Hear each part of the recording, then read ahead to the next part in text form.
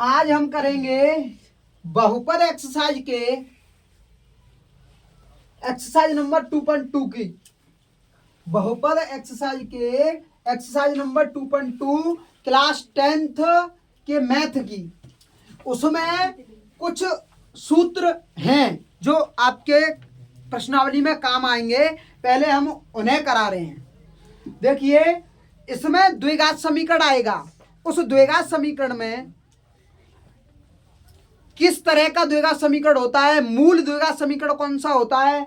देखिए, द्विघात समीकरण जो मूल समीकरण होता है वो ax² plus bx plus c बराबर 0 होता है। और इसके मूल मान लो अल्फा और बीटा हैं। ये अल्फा है और ये बीटा है। तो इन मूलों का योगफल अल्फा प्लस बीटा, मूलों का योगफल अल्फा प्लस बीटा करेंगे तो वो होगा माइनस के b बटे a। ये सूत्र है, आप लोगों को याद करना होगा। प्रश्न में आएगा कि मूलों का योगफल क्या होगा, तो आपको माइनस के b बटे a लिखना है। और इसे आप माइनस के x का गुणांक बटे x² का गुणांक भी लिख सकते हैं। इसे x का गुणांक बटे x² का गुणांक भी लिख सकते हैं। और मूलों का गुणनफल होता है अल्फा गुणा बीटा, यानी यही मूल है। इन मूलों को गुणा में लिखिए तो अल्फा गुणा बीटा। तो ये क्या होता है मूलों का गुणनफल का सूत्र, c बटे a।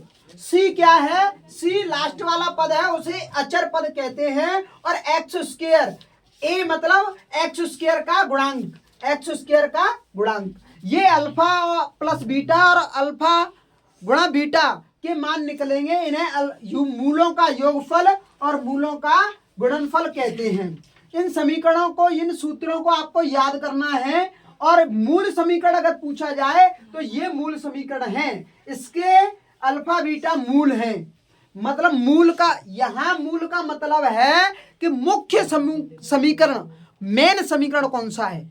मेन समीकरण ये है। इसके आधार पर हम अगले आने वाले प्रश्नों में सवालों को करेंगे। मैं आपको अभी इसमें से अल्फा बीटा गामा के मान निकालना सिखाऊंगा। और इसमें से जो मूल समीकरण है, मुख्य समीकरण है, उसमें से ए बी सी इनके भी मान निकालना दिखाऊंगा कि किस तरीके से अगर प्रश्न आता है हमारे पास तो हमें अल्फा बीटा के साथ साथ पहले ए बी सी के मान निकालने आए।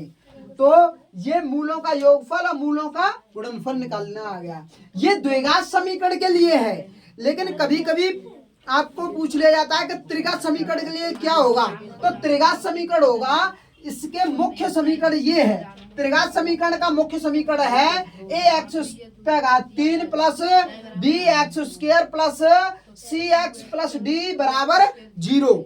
ये त्रिघात समीकरण का मूल समीकरण है, मुख्य समीकरण। इसके मूल अल्फा बीटा गामा होंगे। बेटा, अगर द्विघात समीकरण है तो उसके मूल 2 होंगे। त्रिघात समीकरण है तो उसके मूल 3 होंगे। कितने होंगे? 3 होंगे, 3। तो इनके मूलों का योगफल alpha plus beta plus gamma बराबर माइनस के b बटे a। माइनस क्या है? माइनस x² का गुणांक बटे x³ का गुणांक, x² का गुणांक बटे x³ का गुणांक। कभी कभी आपसे इस तरह से भी काम पड़ जाता है हिंदी में। बात वही है। b क्या है? b x² का गुणांक, मतलब x² के आगे लिखी हुई संख्या x² का गुणांक। और a क्या है? ए ये है। इसमें x⁻³ x³ के सामने लिखी हुई संख्या को x³ का गुणांक कहेंगे। ऐसे ही मूलों का योगफल तो निकाल लिया हमने। अब मूलों का गुणनफल निकालेंगे। मूलों का गुणनफल सूत्र होता है माइनस के d बटे a। माइनस के d बटे a बराबर माइनस अचर पद बटे x⁻³ का गुणांक, माइनस अचर पद बटे x⁻³ का। d क्या है? सबसे लास्ट में देखिए, d अचर पद है। वो अचर पद कौन से? 1 2 3 4 वाली संख्या अचर पद है। और x⁻³ का गुणांक, a क्या है? x⁻³ का गुणांक। ऐसे ही एक समीकरण और होता है, त्रिघात समीकरण के अंतर्गत होता है ये, alpha beta plus beta gamma plus gamma alpha बराबर सी बटे ए।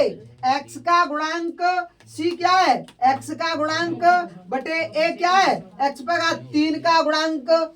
इसलिए इसके 3 समीकरण बनेंगे। त्रिघात समीकरण के 3 समीकरण बनेंगे और द्विघात समीकरण के दो सूत्र बनेंगे। तो दोनों सूत्रों को त्रिघात समीकरण और द्विघात समीकरण आप समझ गए होंगे।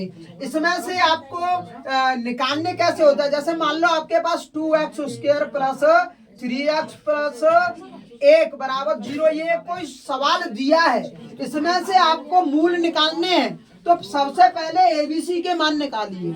इसमें से ए का मान क्या होता है, एक्स का गुणांक, x² का गुणांक।